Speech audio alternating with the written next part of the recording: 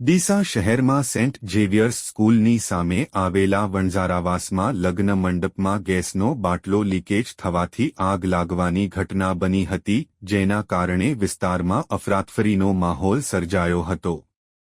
સદનસીબે આ ઘટનામાં કોઈ મોટી જાનહાનિ થઈ નથી. પ્રાથમિક માહિતી અનુસાર આ આગ ગેસનો બાટલો લીક થવાના કારણે લાગી હોવાનું જાણવા મળી રહ્યું છે.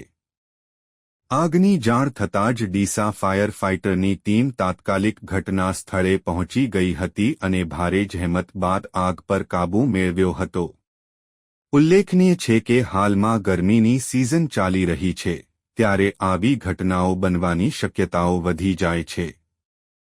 ત્યારે તંત્ર દ્વારા લોકોને અપીલ કરવામાં આવી છે કે તેઓ ગેસ સિલિન્ડર અને અન્ય જ્વલનશીલ વસ્તુઓનો ઉપયોગ કરતી વખતે ખાસ ધ્યાન રાખે અને સાવચેતી રાખે, જેથી આવી દુર્ઘટનાઓથી બચી શકાય.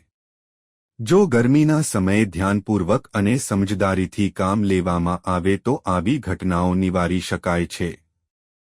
અહેવાલ રિપોર્ટ ભરત ઠક્કર, ડીસા, બનાસકાંઠા.